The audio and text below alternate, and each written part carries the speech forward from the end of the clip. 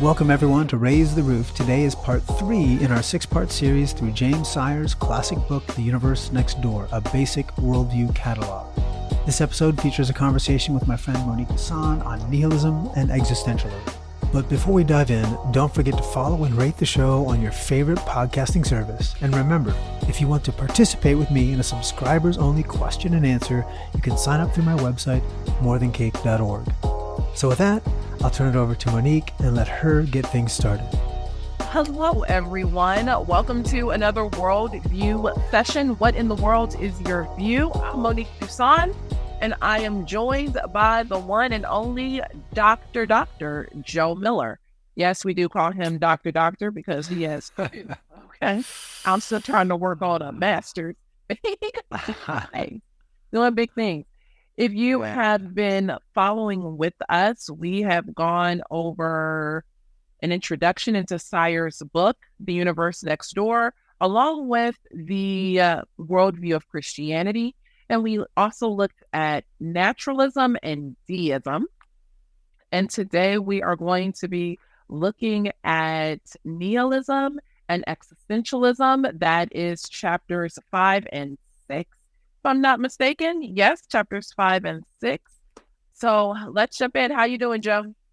I'm doing okay. I feel like I'm busy. I come from class right to here and I'm running over. And then you were busy getting out of another interview because Monique's important. I might have 2 doctorates, but you're important. So, you're always in demand somewhere. So that's pretty awesome. I'm glad to see that. But I'm doing great, man. I just enjoying life. God is good. Family's good. We have our challenges, but in the end, God is always good. Yes.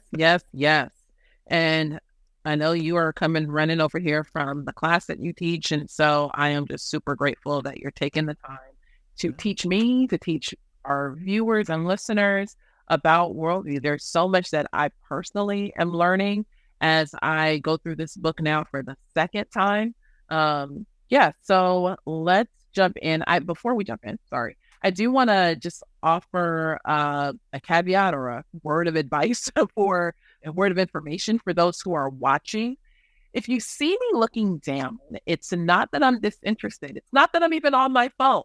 I am holding the book and just looking for some of the highlights that I have marked to be able to talk to Joe about.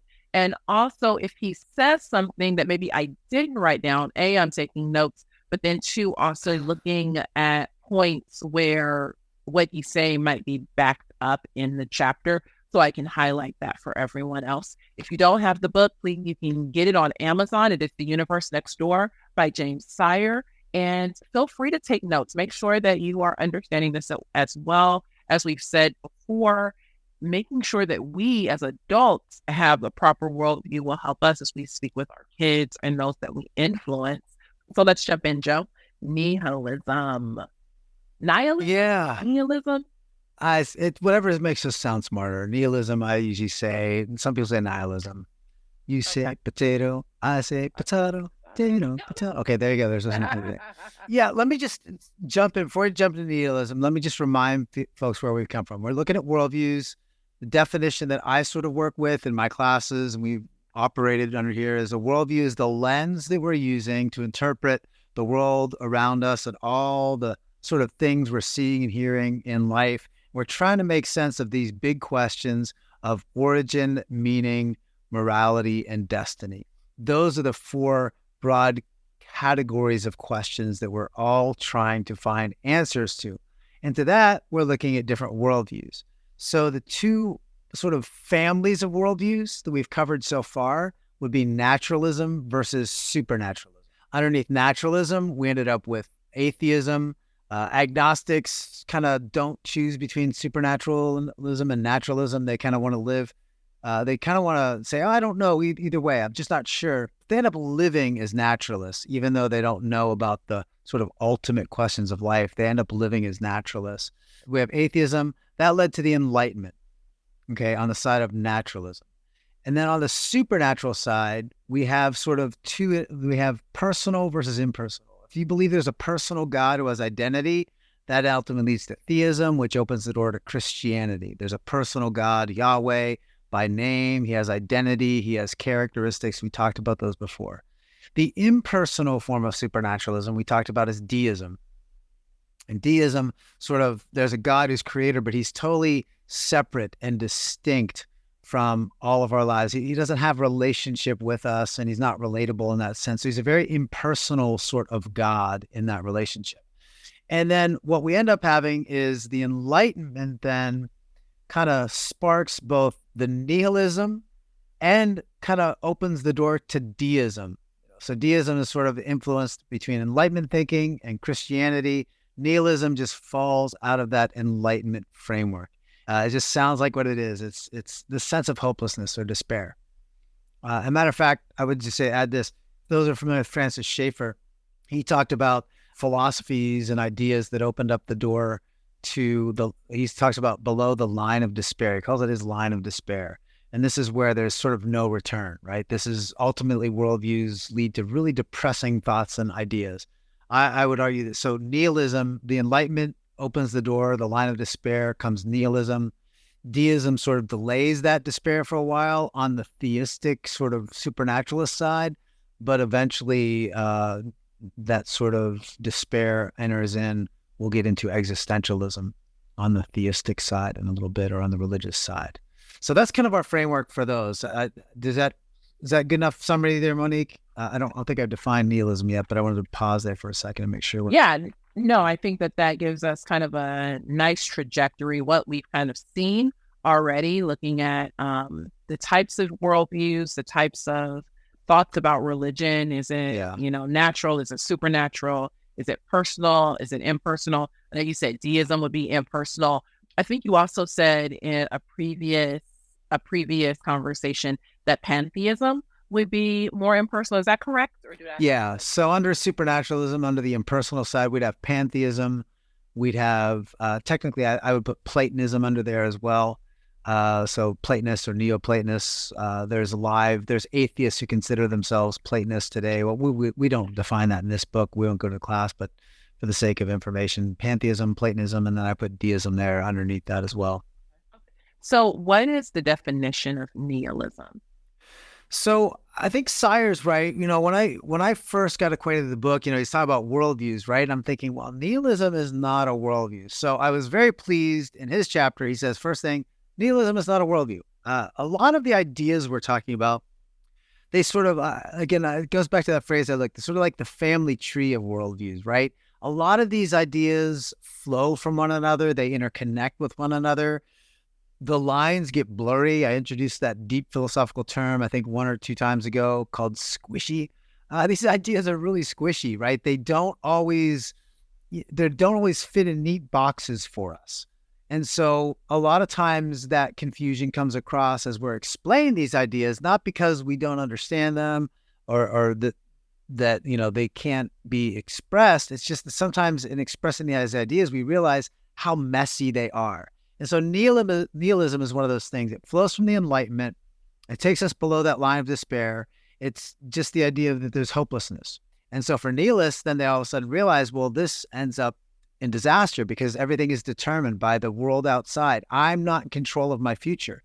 My thoughts are shaped by the culture. My thoughts are shaped by my biology. There's something external shaping everything. I'm not in control. It's all determined for me.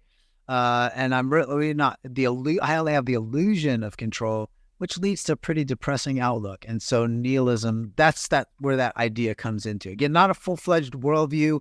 It's just more the consequence of Enlightenment thinking, devoid of any truth or reality outside of the human experience.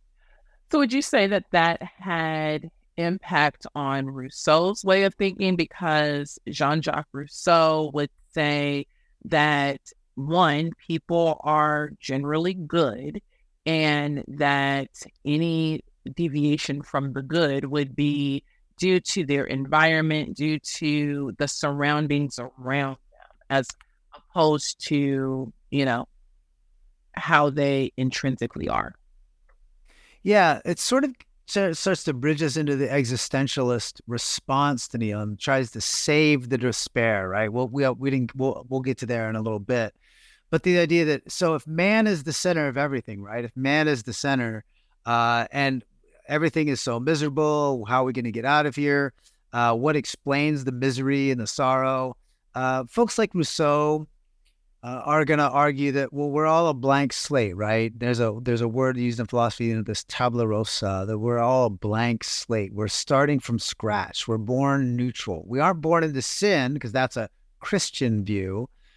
We aren't born evil, because there is no real such, thing in a naturalistic world. It's just we're born as a blank slate, and our choices end up shaping what is morally right or good. As long as we're making choices, as long as we're moving forward, anytime we decide, that's going to then determine that, and sort of helps us not feel so guilty for the evil that happens, right? If I'm not the victim if I'm just sort of a victim, sometimes even of my own choices, because of the influences on culture or the world, then I don't have to take responsibility for that. And we see that play out today. For example, we want to put everything as the cause of some sort of mental disorder, right? The list of mental disorders gets longer and longer.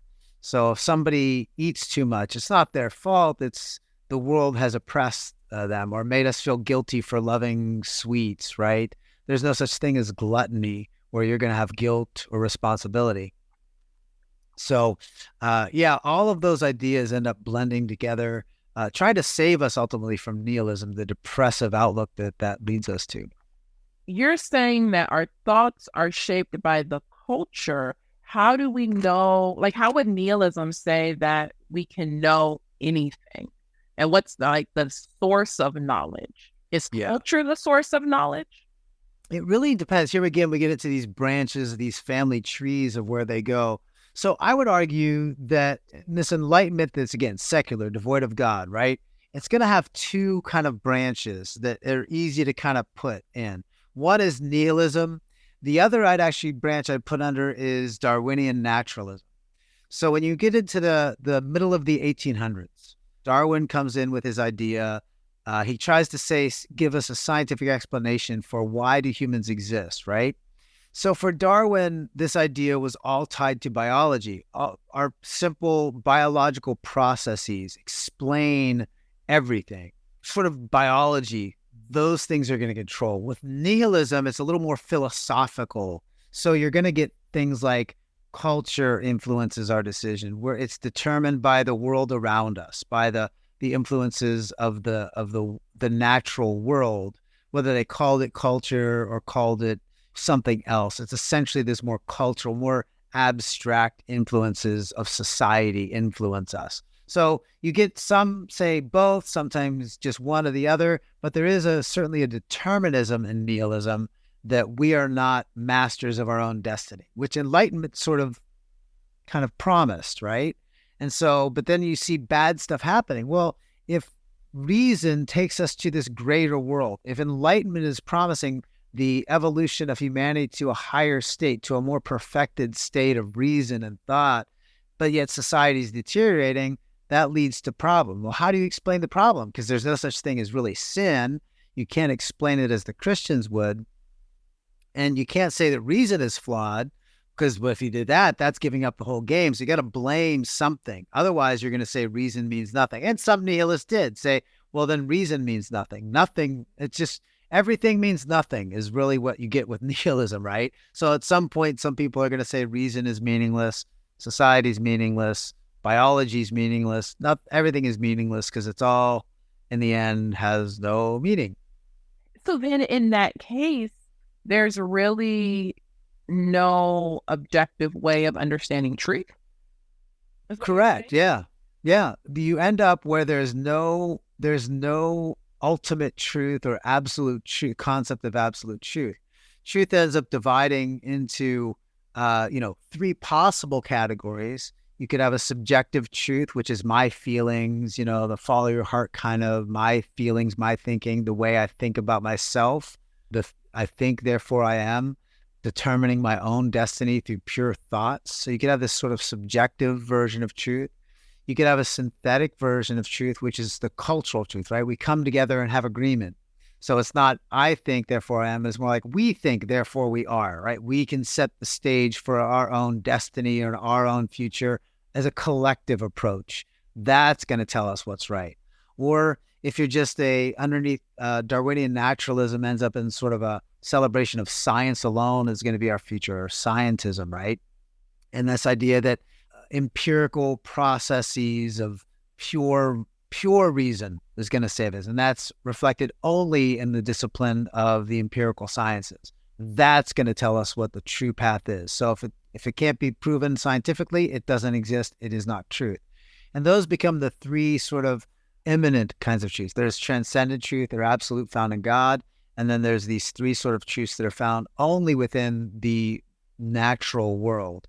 And they are truths, but without any tie to an absolute ultimate truth that it's God. Yeah, they become very muddled. They become very confused. And who's going to decide which truths are more true than the other truths? If my group of people doesn't like your group of people, our we truth is better than your we truth, right? So it becomes very confused because ultimately it ends again. That's where that nihilistic idea comes in. People start to realize this isn't working. This can't survive.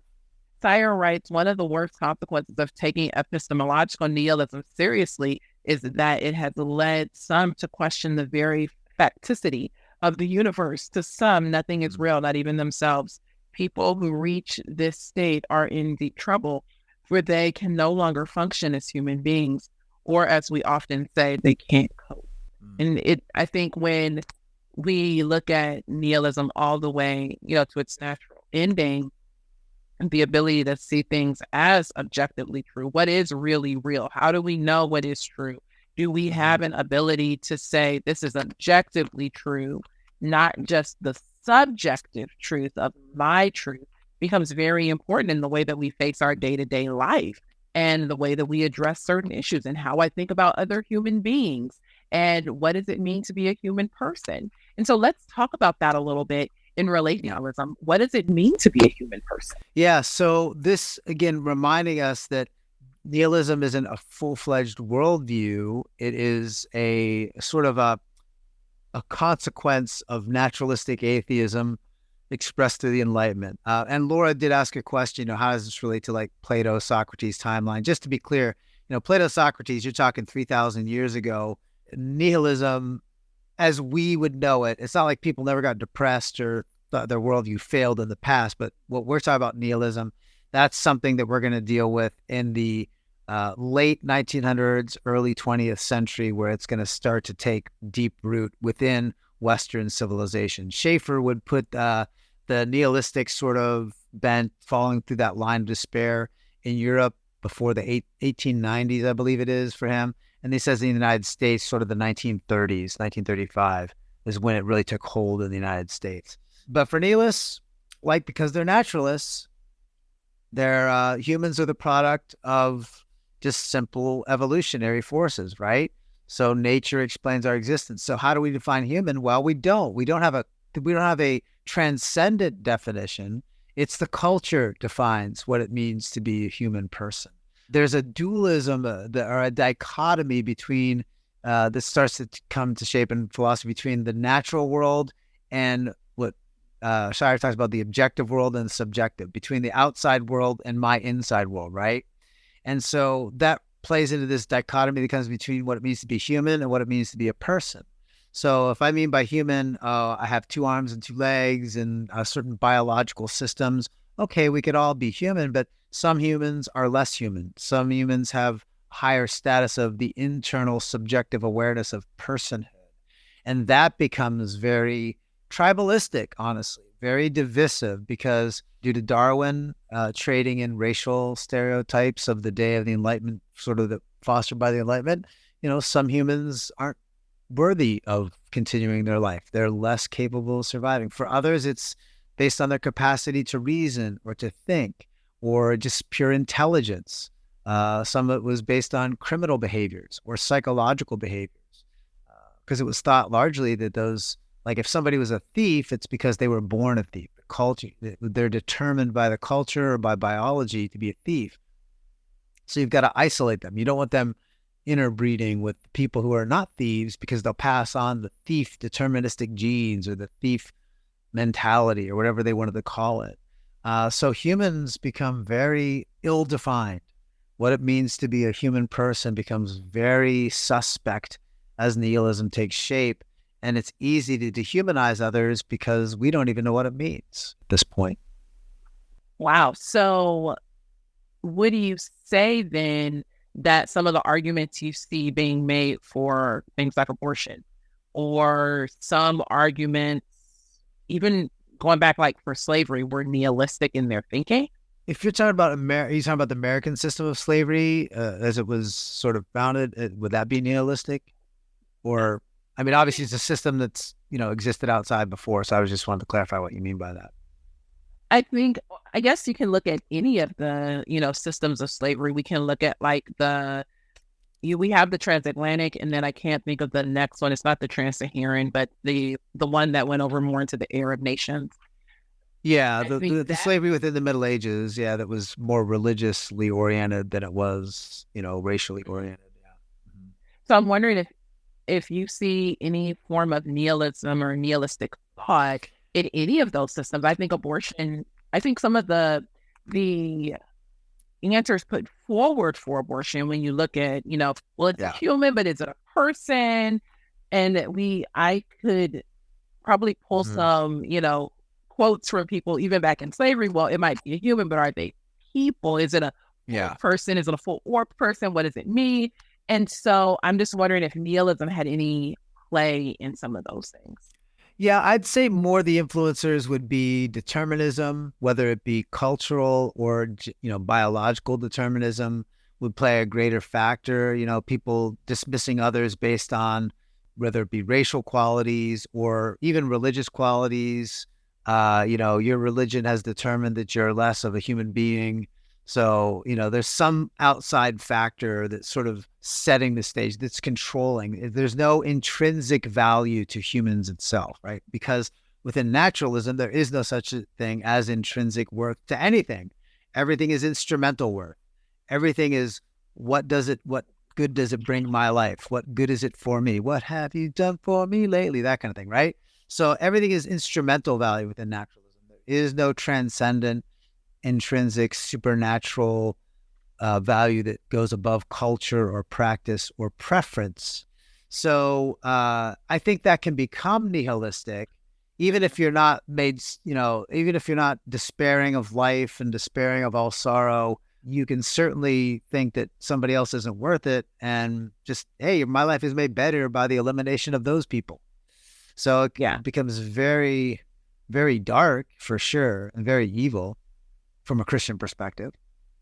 So then if people are determined almost through like a cultural determinism or some type of deterministic quality, what would happen with death? How would the nihilists think about death?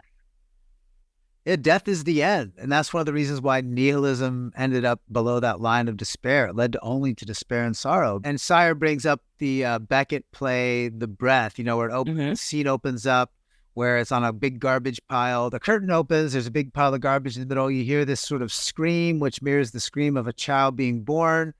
You hear this sort of, inhale, like as a child breathes that first breath, right after they're spanked, right? And then you see everything is trash. And then the camera, sort of zoom out. You hear another scream and another exhale of breath, which is the death. So in other words, you're born, you scream into existence. Life is a bunch of trash. It's a bunch of garbage. There's no meaning. There's no value to it. And then in the end, you scream at death because it's usually painful, and you breathe your last, and then you're dead. That's it's like a 23-second play. And so you see in the arts, and if anybody's interested, read some of Francis Schaeffer's works. He does a lot through traveling the history of arts in this. You see whether it's in the Dadaist movement, which is a French sort of movement where you get Dada as a name they literally picked for their art. They just opened up the dictionary, picked a name at random to show that nothing has meaning, right? So even the name of their art style was meaningless. But you get guys like Duchamp, who takes a urinal and he, that a guy would pee in, and he puts it in a museum and calls it fountain. drinking fountain. And so he's shocking people, trying to show them that if you think your life has purpose, if you think there's meaning in anything, you're wrong, because nothing has meaning. It's all a waste of time. It's meaningless. So to that end, if everything is meaningless, I just live, it's all a big trash heap, and I die, it doesn't make you value other people pretty much. You're all instrumentally, what good can you bring me? Can you bring me physical pleasure or pain? Pleasure and pain become the only two arbiters of good or bad. But it becomes very depressive when nihilism takes hold. I have 3 questions. I'm going to try to get through them really quickly so we can go on to existentialism. But I'm wondering, in a worldview that is so, or not even a worldview, but in a kind of a web of ideologies or a web of different thoughts that can be so dark, are there any core commitments that nihilism would call people to? Well, I mean, the core commitment would be to naturalism itself. There can be no God. So you can't get an escape through God. God cannot rescue us.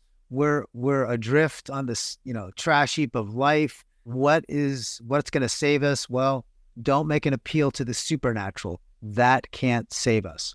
That's why I like Schaeffer's concept, the line of despair, because you look at movies, the dystopian movie concept, right? Where, big world war, everything, nuclear bomb goes off and how people survive. The whole zombie movie genre is all very dystopian.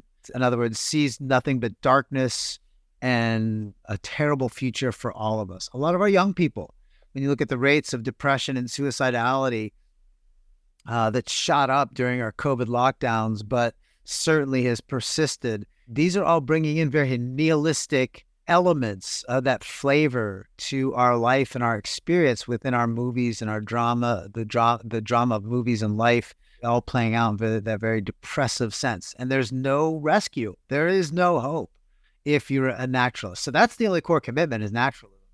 This is very sad, but I'm depressed even talking about it. I know, man. But it leads right into the next thing that I wanted to ask you, which is, what are some examples of nihilistic views in the culture that you see today?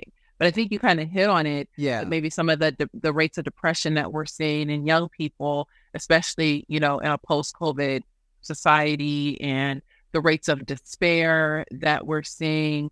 I would even include that in some of the rates of despair regarding acceptance among young people when considering the LGBTQ plus ideology or conversations about race and things like that. Absolutely. You think that's fair? All good examples. And I think, if you look at, say, the LGBTQ, IA plus spectrum things, I think you do understand that there's a high rate of depression and suicidality, because if you are confused about who you are, your core identity, the world can't give you hope of solving that, right? You have to appeal to yourself. You say, look inside yourself. Within yourself will be the answers.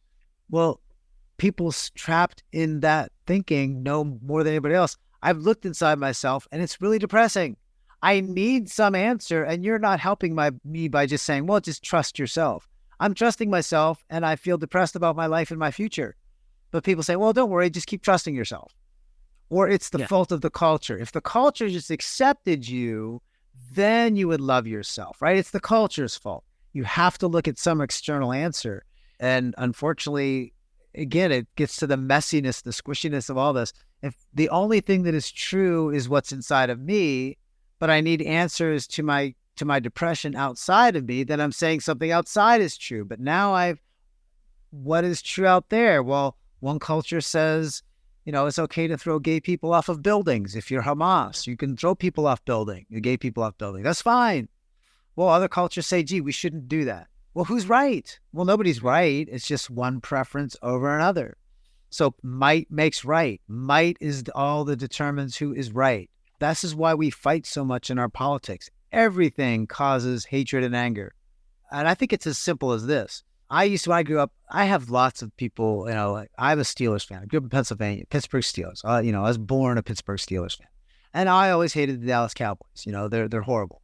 And I don't even know why anybody likes them, because they're evil incarnate. But I do have friends that like them. And somehow we're able to put that difference behind us, and we're able to be good friends, to actually care about each other and love each other. Truth is, we all know on sports day, on Sunday, you're watching For those couple hours, you're my enemy. I get past that. We break bread. We enjoy life together. It's just a game, right? But it's fun to sort of hate on each other while you're playing it. But when the Steelers beat the Seattle Seahawks in the Super Bowl back in the day, we lived in Seattle at the time. And my son, who was 7 at the time, wore a Steelers jersey to school one day. And he had these adults out of their car windows yelling at him, whatever, horrible things. When all that we know about is truth is that might makes right. We have no way to reconcile. We can't reason together. We can't think together. We can't even just love despite our differences. We have to enforce our subjective truth to validate ourselves. And the only way I can validate myself is to force you to accept my internal truths. The only way to do that is through violence or either political violence or actual violence. And that's why we're stuck where we're stuck. All of this is very depressing at the least, but very nihilistic in the sense of there is no hope. There's no way out of it. It's that line of despair. That's where Schaeffer's terminology comes in hand. Even if you don't call it nihilism, we're trapped below the line of despair with no way out of it. How do you think the conversation of nihilism or the ideas that are nihilistic more in nature are having an impact? Yeah, how do you think those ideas are having an impact on the conversation of race? Yeah, so I'll just kind of focus in on some of what I kind of already expanded on a little bit just to that race conversation. When you look at the concept of race, it's a social construct. Guys like Kant came up with this idea, the late 1700s.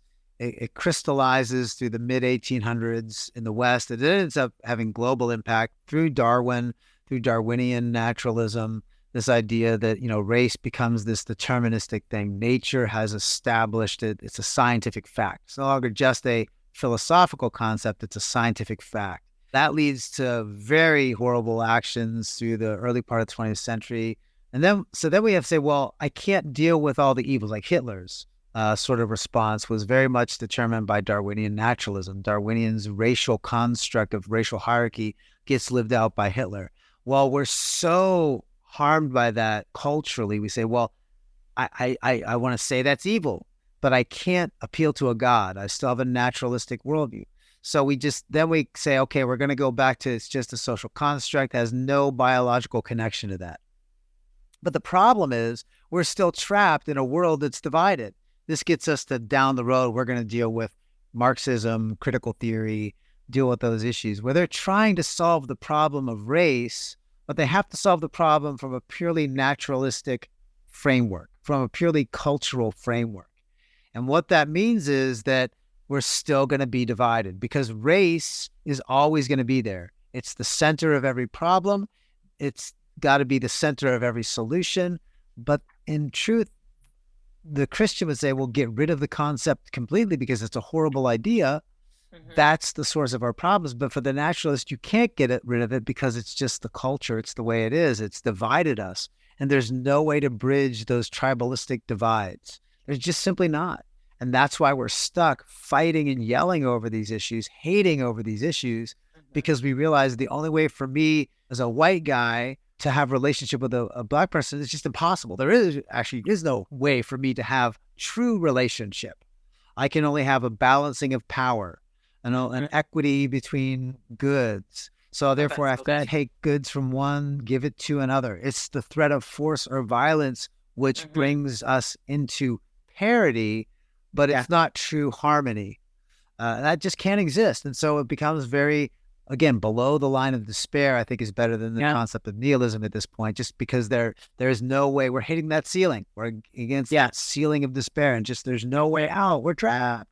Little Panama in a box.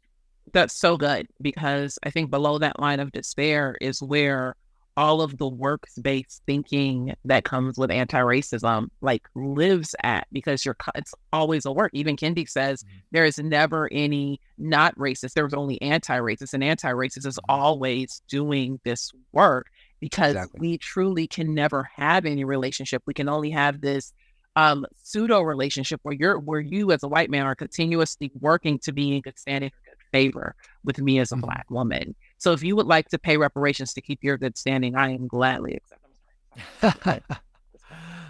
Just a joke, people. Okay, we have to move on to existentialism. I could talk about nihilism. I have so many questions all day long. But I think that the last point that you hit, just about how it's impacting and what it really means when it's played out, and how that line of despair, we're always below it. That was an eye opener for me. So thank you very much. Existentialism, give us a definition. So existentialism, Sire is wise to point out there's two versions of existentialism: theistic existentialism and naturalistic existentialism. I can't remember the titles. I prefer religious existentialism and secular existentialism. And I think religious existentialism ends up coming down more from the supernaturalist family of thought down from deism. So again, I'm tracking it down these two lines: supernaturalism to impersonal to deism to religious existentialism. On the other family tree, I've got naturalism through atheism, enlightenment through nihilism, down to secular existentialism. And the distinction here is, for secular existentialism, every person defines their own nature, their own destiny. For religious existentialism, our anthropology is our theology. And the reason I write it that way is because the only way to know God is to know humanity. Humanity defines not only ourselves, but define our God. So there's still a God out there, but we can't know anything about that God unless we know ourselves. And knowing ourselves is how we know God. So anthropology becomes theology. So not only are we defining our own reality, we're defining the reality of God in the religious sort of existentialist viewpoint. Of course, the secular has no God, so it's just basically anthropology defines anthropology in that sense, right? We define ourselves. Later, you'll see, instead of the individualistic nature of existentialism, but puts man at the center, there's also corporate versions of that, where collectively we kind of work to define each other. And we'll see that take shape in sort of Marxism and critical theories, where it's more of a collectivist approach as opposed to an individualistic approach. My goodness. Existentialism is one that, even though like I read the chapter and listened to the chapter again, I'm still like, wait, what? Yeah. Like, how did we get here? How did we get here?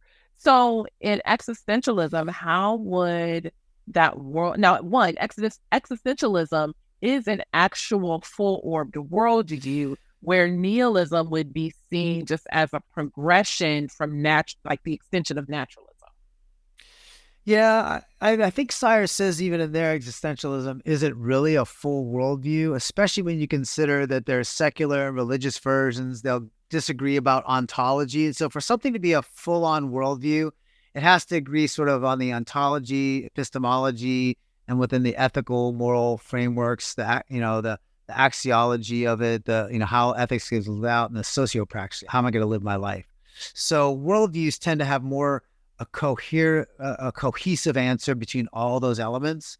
And the reason why nihilism and I don't think existentialism really end up being full-throated independent worldviews is there's so much interplay and sort of this family tree of ideas. All those squishy ideas come together. And I think that's why the chapter at parts, it gets confusing. It's not because Sire isn't doing an excellent job giving out the ideas. It's because the ideas themselves are very confused ideas. The people writing them are really, they're trapped in this ultimate commitment to so for the secular, they're trapped to the naturalistic framework. They're trapped below this line of despair. They keep butting their heads up. How am I going to escape this depressing world? Well, the simple answer for the secular existentialist, really for all existentialists, is to put humanity at the center. We are going to solve the problem. We will come together. We'll solve the problem. It's not pure reason, as it was for, say, the Enlightenment. It's not the abstract philosophy of reason. It's just humanity itself.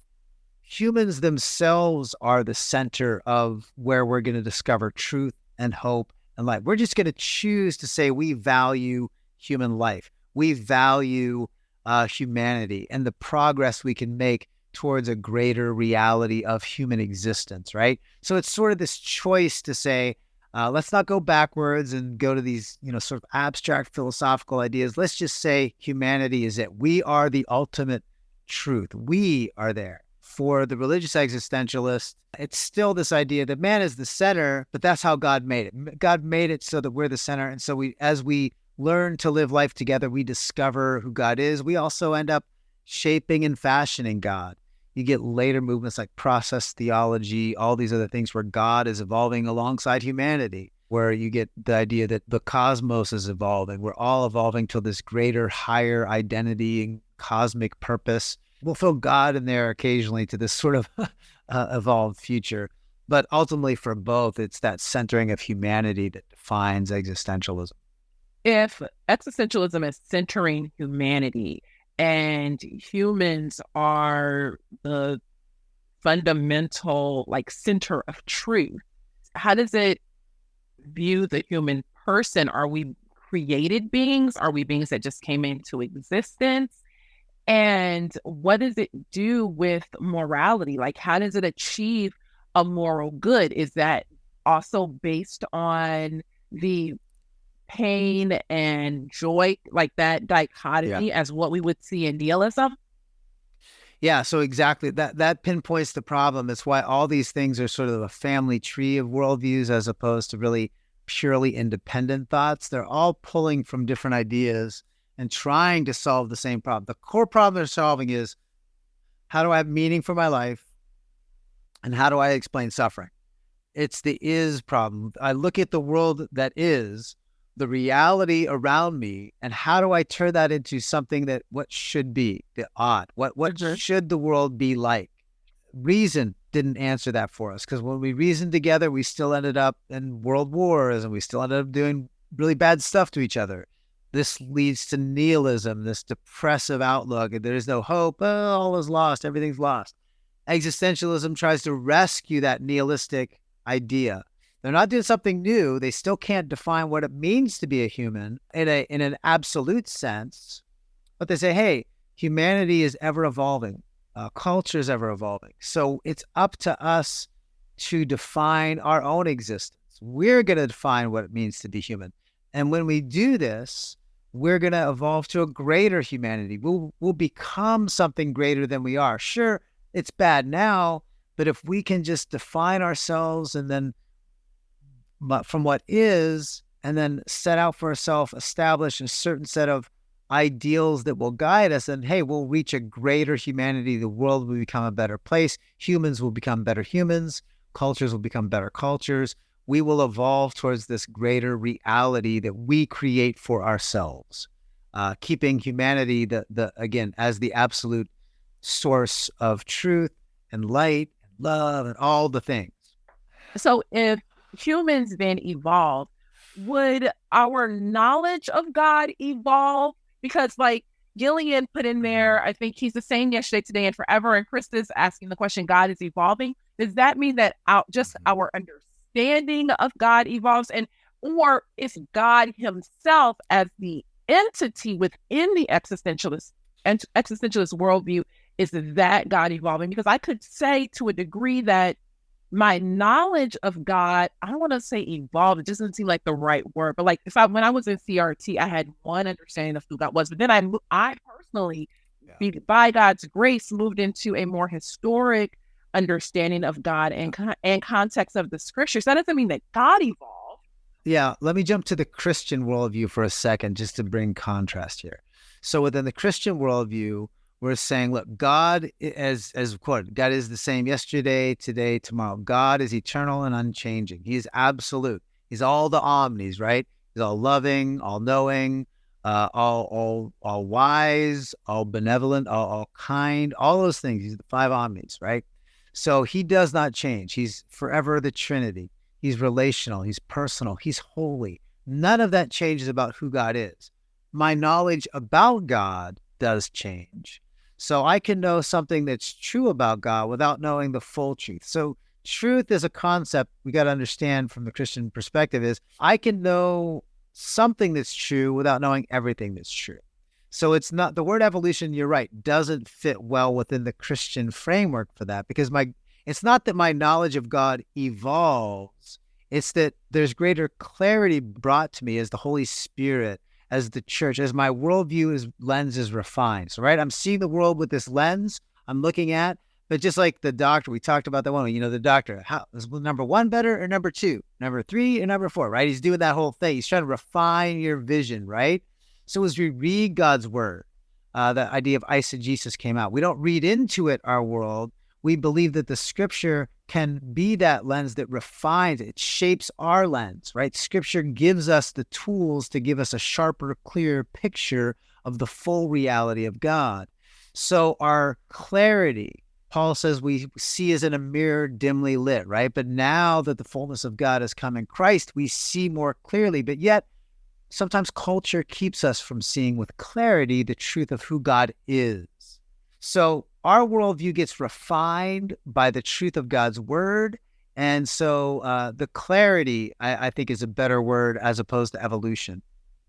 But for the naturalist, as Sire points out, when we talk about this, there isn't always one answer because somebody is always going to have a different, oh, well, I have this answer. Oh, I have this answer. These categories help us think about ways of approaching it, but not everybody fits neatly into each of these categories.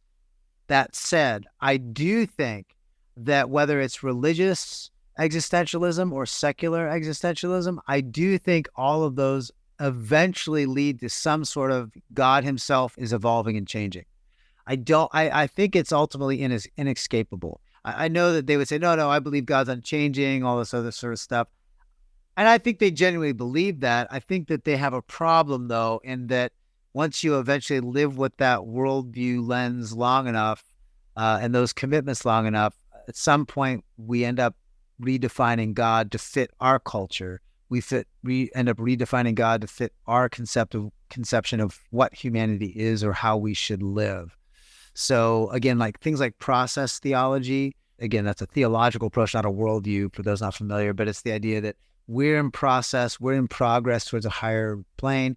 God is in process with us. As we evolve, God evolves. We're learning to discover this future reality. There's all kinds of thinkers going back. There's a guy named Pierre Teilhard de Chardin, a Catholic theologian, who talked about the singularity of the cosmic singularity, right? This cosmic God that we're all eventually going to mesh into one reality, one being, one thing. Ends up being more closer to pantheism than Christianity, but uses a lot of Jesus words and a lot of Bible words. And it ends up being God is in process and evolving with us together. And some of it ends up pushing more towards, again, like I said, pantheism than it does even though it starts as theism, it ends up being pantheistic, I think. I can't believe we're almost out of time. That's so much. There's so much. Okay, and so people in the chat, Auntie Laura, she said, so is this series really Monique getting Dr. to do her homework, asking for a friend? Oh, this that is hurtful. I'm saying, people don't know me. But in reality, if it could be, I'm not playing no games, you guys. I need to know this stuff. We might have to do many more series on all of the things. Okay, next question is, what are some of the core commitments listed in existentialism?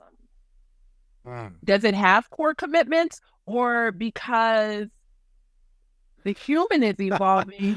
I'm sorry, I just read that note from Krista, typing it out to the BTS president. Typing it out. Oh, stop it. Oh gosh. But if you want to go to seminary, BTS is the way to go. But if we as humans are evolving and our knowledge of God is evolving and God himself is evolving in this process, then do we do away with some of those things? And does that also offer up evidence or argument for a God who may have said, kill homosexuals in the Old Testament, like that's a sin punishable by death, or rape is a sin punishable by death. But in 2023, well, that's debatable.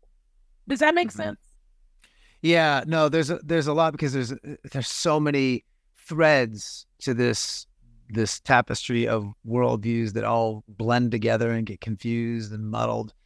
One of the reasons I always kept studying is because, like, what am I missing? I'm missing something. Everyone seems to know what these things are. I got to keep going. And I kept studying. Finally, I studied enough to realize, it wasn't me that was confused this whole time. I think it's these ideas that are just confused ideas. There's these worldview families and approaches that just internally fall apart. And people keep saying, no, there's an answer, but they keep trying to sort of ad hoc solve the problems that are endemic. They're built into the foundations of their worldview. And they seem to work for a while, these ad hoc solutions, but eventually, as we try to live them out, we find they're just simply not livable. And so I think the confusion you're having is not because you don't understand existentialism, it's because existentialism isn't understandable. I'm just going to be blunt about that. I think these ideas, they're so squishy, they're so messy, because everybody wants to have their own, well, no, but you don't understand. What I mean by that is this. That's fine, but that's also the problem. That's not a bug in your system. That's a feature of your system. It's everybody gets to decide for themselves what is their truth. Everybody gets to decide what is their reality. It's based on their experience, their feelings, their thinking. So yeah, you might say, well, what I'm saying here doesn't apply to you. But the problem is, if I deal with what applies to you, you're still going to end up in the same problem with all these other views. So are there core commitments? I say, well, for the secular existentialist, it's natural. The core commitments of naturalism are what's there, right? Okay. Those worldview commitments. And Sire makes this clear, hey, questions 1, 2, 6, 8, 7, he kind of gives the details on that in the book. People can look that up for his questions that he has. He says, okay, these are the same, but here's where they kind of diverge a little bit, which is why they're families of worldviews, not really distinct worldviews. They all, they're all kind of, there's people sleeping with their cousin and producing a new thought, and it's sort of the deformed little child gets born, but it's, it's not going to live, right? These bad ideas keep happening. So there are core commitments to religious existentialism that are slightly different. The problem is, we call them core commitments, because they'll say, well, there's a God or there's whatever. But I think their more core commitment is to humanity as the center of everything. So their idea that there is a God becomes a very fluid concept, because there's more commitment to the experience of humans than there is to the reality that transcends who is God. Okay. I want to quickly hit Lori's question. Does religious existentialism lead to eisegesis? Yeah, ultimately, I do think it becomes the interpretation. Eisegesis, for those who don't know, is just reading into the text. So exegesis is what Christians look at. We're reading the text we say the text of the Bible has inherent internal meaning. There's meaning embedded within the words of the Bible. My job is to discover that meaning and then figure out its significance of how it applies to me. So from the Christian worldview perspective, there's one meaning, many applications. There's an infinite number of applications for my life, but there's always only one meaning. That is the meaning intended by the author, who is Yahweh himself, who authored the text. He embedded transcultural, transpolitical, transhuman meaning, right? It's not dependent on us. Trans worldview meaning, right? That's independent of my worldview. I have to discover that. Eisegesis is the other way, saying there is no inherent meaning within the text, or even if there is, I could never really discover it. So it's up to me to discover what that meaning is for my life, within my culture, within my context. The meaning shift and its usefulness shifts. So what was in the Old Testament isn't relevant today. It was only relevant then. There might be some core things that we can pull from that, but in many cases, who decides? Well, it's each culture decides.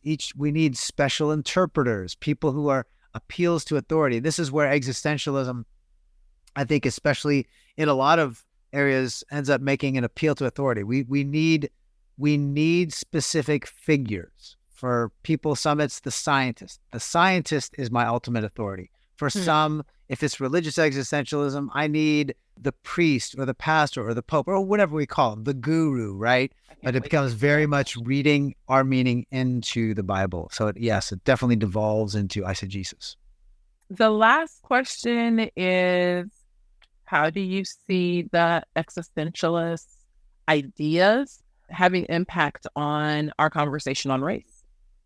So therein lies, I think we're going to see later, when we deal with the Marxism and critical theories themselves, we're going to see the concept of, in philosophy, it's called standpoint epistemology, where what is true depends on from where you're standing. Think of it Epistemology just means what is true or how we know it. Standpoint, it's where am I standing from? So from where I'm standing, this is what's true, right? That's all that means. Well, this idea is built, I think it's nascent, at least kind of embedded in existentialism, which puts humanity at the center. And so the individual becomes the final arbiter of truth. I think in our conversations of race, it's become far more collectivist now. Humanity is still at the center, but certain groups, racial groups, have more to say about what is true than other racial groups. For example, Monique, right? If you hold ideas that don't fit with the popular consensus, you get called all kinds of racial epithets, right? You get called all kinds of names. When I used to do my show with Leroy, who you guys met before, he was called every name you could imagine. And it was okay. It was okay for my white progressive liberal friend to call him an Uncle Tom. That wasn't a racial name. It's okay for the white person to call him an Oreo, or black people to call it. It doesn't matter if he's dehumanized and marginalized and discriminated against because he doesn't fit within the collective truth of that racial group that is determined to set the standard of truth. So it's still human-centered as an existentialism, but today it just has to be more collective. That's probably the big difference. So existentialism, I'd say, is by privileging humanity, we see the impact, but it's not as dominant on the individual level as it would have been maybe decades ago. Well, people, I hope you have the book, The Universe Next Door by James Sire, so that you can follow along with us and do some reading and underlining on your own, because these are some heavy conversations and topics, and there's only so much we can cover in the hour, but there is so much more. And it's all so important to understand, if we are picking up certain pieces of things that are in the culture and then bringing them into our church, or if others, in the church are bringing in things from the culture, different ways of thinking, even if it's like a little piece of something here that, perhaps something should be human-centered or Black-centered, or, those kind of ways of thinking won't be helpful or in line with Christianity in the long run. So, Joe, thank you very much. Do you have any last words you want to say before we head out? I just appreciate the chance to kind of get on and chat with you all about this, and it's fun and I enjoy it, and hopefully it's a blessing. And we prayed this before, and I will say maybe what I prayed for us before we started. The goal for a lot of this stuff is that you all have friends and family who are struggling. Who cares what label, if you call it nihilism or existentialism or whatever. The truth is they're struggling, they're hurting people. Knowing these labels may help you ask better questions. Hey, why are you thinking this way? When you say this, what do you mean by that? So when you're asking, and then when you're listening, listen for the answers that connect to these ideas. Not because you can say, oh, you're an existentialist. We don't have to label their ideas for them. Just think of these as this is your way of the more clearly you can think, the better you can ask questions. And the better questions you ask, the more you're able to direct people and guide people that are trapped below that line of despair to see there is a way out. But it's not through naturalism. It's through God, the God who created and made us in his image. And so there is a very much a compassionate, evangelistic, if you will, but just sort of a loving approach to how we can use this information to make a difference in somebody's life who really needs the hope of Jesus Christ. And so that's really what I hope comes out of this, is that you're able to have richer relationships with people who are in despair and hopeless and need the hope of Jesus Christ but can't see it until somebody like you explains it in a way that makes sense to them. Amen and amen. That's it for part 3 of our 6-part series on Sire's book, The Universe Next Door. You can find out more information on the book and about Monique in the show notes. And I hope you'll come back and join us for the next episode, where we raise the roof on pantheistic monism and spiritualism. In the meantime, don't forget to follow and rate the show on your favorite podcasting service. And if you want to participate with me in a subscribers-only question and answer, you can sign up through my website, morethancake.org.